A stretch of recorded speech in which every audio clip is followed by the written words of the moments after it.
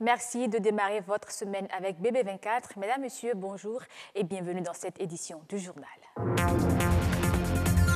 La question de l'encadrement et du contrôle fiscal a réuni à Cotonou des experts. Objectif, trouver les voies et moyens pour contraindre les multinationales à s'acquitter de leurs impôts dans les règles.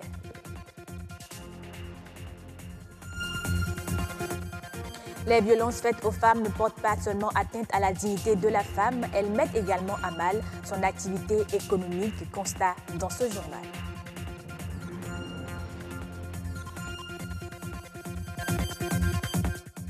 Et puis la Chine met une fois de plus en valeur l'immensité de sa culture.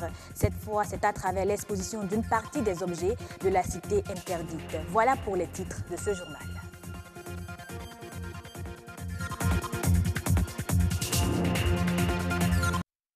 L'activité des multinationales profite-t-elle réellement aux pays en voie de développement? La question a réuni à Cotonou plusieurs administrateurs fiscaux de plusieurs pays africains. À l'occasion, des pistes de solutions ont été définies pour encadrer et contrôler l'activité de ces multinationales. Compte rendu, Bernol Tchobé, Patrick Adjaboujou. Pour échapper à l'impôt et aux contrôles fiscaux, plusieurs firmes internationales qui ont implanté leurs filiales en Afrique font des transferts financiers vers leur maison mère à l'étranger en toute discrétion. Une pratique récurrente qui met à rude épreuve l'administration fiscale des pays en voie de développement. Dans nos pays, il y a les multinationales. Je prends l'exemple des banques, les assurances et les téléphonies. Vous voyez que toutes ces maisons-là ont leur maison mère dans les pays développés. Et nous n'arrivons pas, par exemple, à cerner l'activité qui est vraiment réalisée. C'est-à-dire que leur chiffre d'affaires, par exemple. Et également aussi, il arrive que non, ces entreprises-là, par exemple, payent des sommes élevées, par exemple, à leur maison mère. Comment appréhender cela? Les sociétés qui sont installées dans nos pays-là, est-ce qu'elles ne cherchent pas, par exemple, à faire partie du bénéfice-là dans leur maison mère et ensuite faire en sorte que les entreprises qui sont ici-là payent moins d'impôts? Pour ne pas que non, les sociétés comme les téléphonies, les banques, versent des sous à leur maison mère et à la fin, ici, ils ne payent aucun impôt.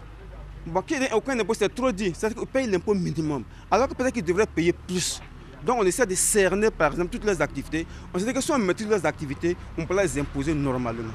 Mettre à la disposition des services du contrôle fiscal des outils juridiques s'avère nécessaire pour réprimer les pratiques d'optimisation abusive de bénéfices ou d'intérêts des grandes multinationales. Une préoccupation qui a réuni à Cotonou les dirigeants des administrations fiscales de plusieurs pays africains. On est arrivé à ce que chaque administration puisse organiser son service. Chaque administration organise son service, par exemple, en créant des structures spécialisées pour pouvoir contrôler ces filiales-là qui sont dans nos pays. Et ensuite aussi, il a été proposé que nous puissions nous faire assister. C'est-à-dire quand tu prends l'administration fiscale du Bénin, qu'elle puisse se faire assister, par exemple, par des experts. Et également aussi qu'elle puisse pouvoir demander des renseignements, par exemple, dans d'autres pays qui sont hors du Bénin. Ça nous a permis, en discutant, de voir les moyens qui manquent aux administrations locales pour pouvoir appréhender ce phénomène et pour pouvoir essayer de s'organiser pour mieux vérifier ces entreprises. Ça, c'est le but principal. Je crois qu'on y est arrivé. Au thème des assises, on retient que les pays africains doivent s'accorder à l'obligation de transparence dans les opérations effectuées par les firmes internationales implantées sur le continent africain. Cela va de la bonne gouvernance économique et de l'amélioration des recettes fiscales des États. Et nous recommandons fortement à nos autorités en tout cas d'y aller, et parce que tout simplement en retour nous aurons beaucoup plus quand même en tout cas de recettes, parce que cela relève quand même de plusieurs artifices, stratégies, etc.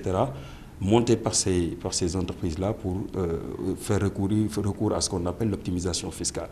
Et cela induit un peu des baisses de recettes conséquentes sur les économies nationales de nos pays. Dans le cadre de ces échanges assez fructueux, nous avons eu également d'autres types de visions complémentaires qui puissent en tout cas nous permettre d'aller de façon beaucoup plus optimale dans le sens donc de la fiscalisation de ces activités complexes, dites complexes.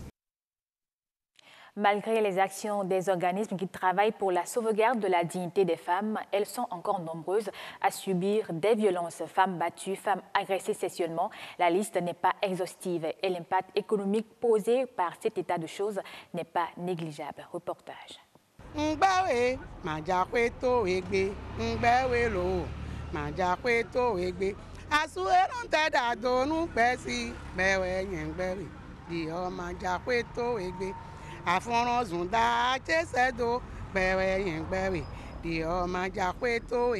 Elles sont nombreuses, ces femmes qui ont subi une fois des violences dans leur vie.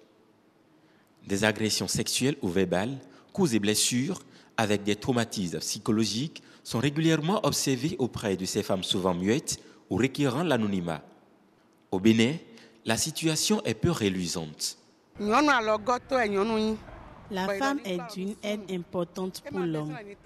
Elle n'a pas besoin d'être violentée. Ceux qui abusent de la faiblesse des femmes blessent Dieu.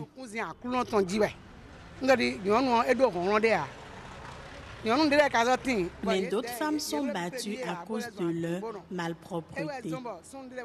De toute façon, ce n'est pas bon de violenter une femme.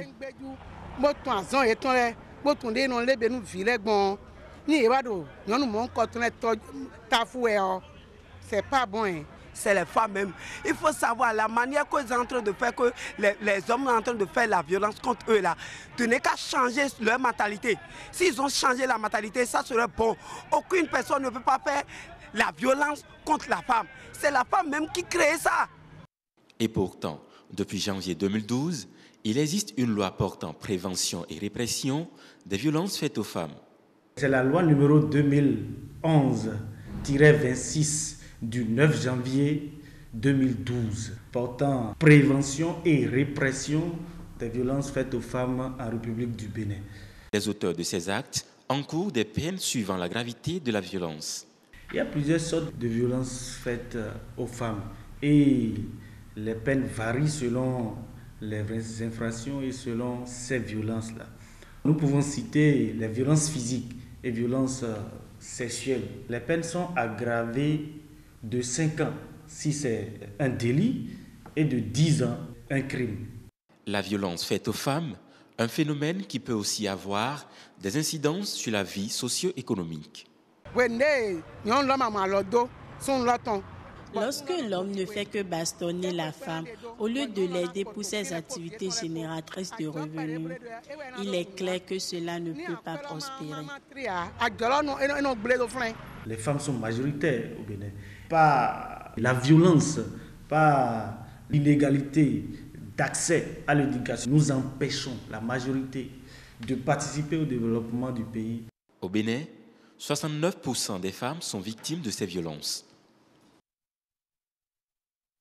Se soigner par les plantes, c'est une pratique séculaire. Dans les marchés et même dans les quartiers, ils sont nombreux à vanter les vertus médicinales des plantes et qui n'hésitent pas à proposer telle ou telle autre plante pour soigner certaines maladies. Toutefois, la posologie et le conditionnement posent encore problème.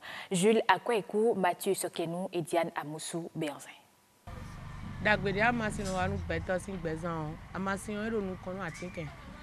L'homme et la plante, une histoire qui dure dans le temps, tant les plantes lui ont révélé leurs vertus médicinales.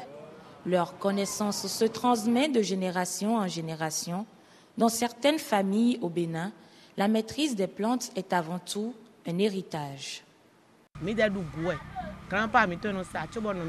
C'est un héritage de notre grand-père. Nous sommes nés dedans. Mes parents sont des tradis praticiens qui ont servi pas mal de choses. J'ai alors des aînés qui ont fait la médecine traditionnelle.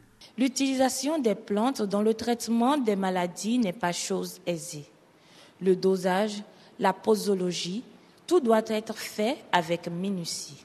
Au temps de nos grands-parents, ils préparent seulement les tisanes, on donne à boire dans un gobelet ou bien dans un quoi. Mais aujourd'hui, par exemple, un produit à attribuer à un patient, c'est à prendre avec le verre talopémie, qu'on appelle le verre à thé, le cuilleré à café, le cuilleré à soupe. Voyez-vous, ça c'est dans le cadre des dosages de la posologie, ça. Maintenant, au niveau de laboratoire, là où nous fabriquons nos produits, il y a aussi les ustensiles qui peuvent nous servir à connaître le nombre de grammes le nombre de kilos que nous pouvons mélanger. Les médicaments et des plants maintenant, ça a des effets secondaires. Ceci n'a pas d'effet secondaire.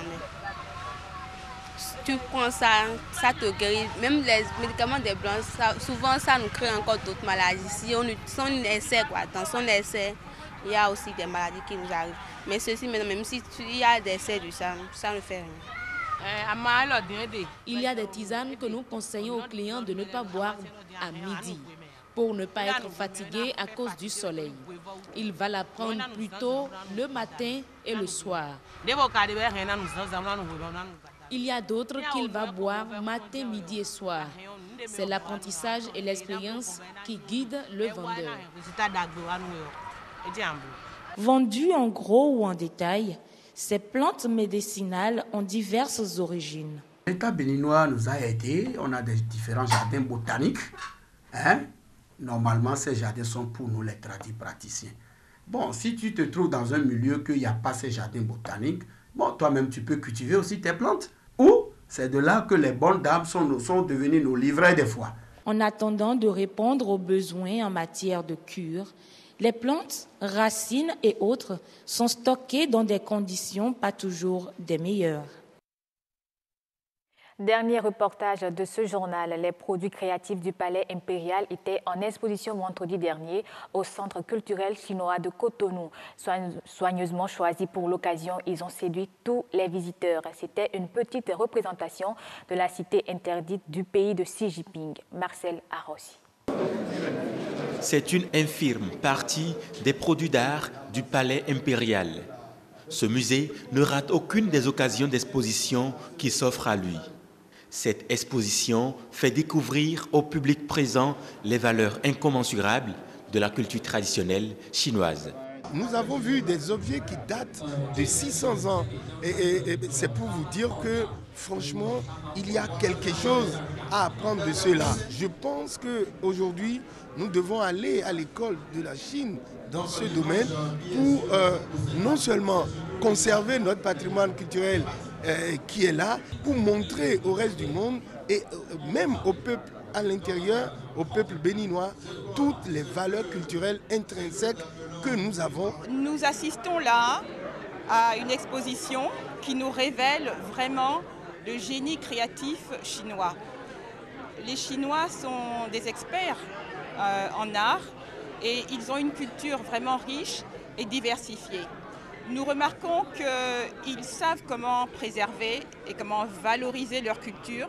Je pense que c'est cela qui fait leur force, parce qu'ils ont un patrimoine grandiose et ils le montrent de la meilleure façon qui soit.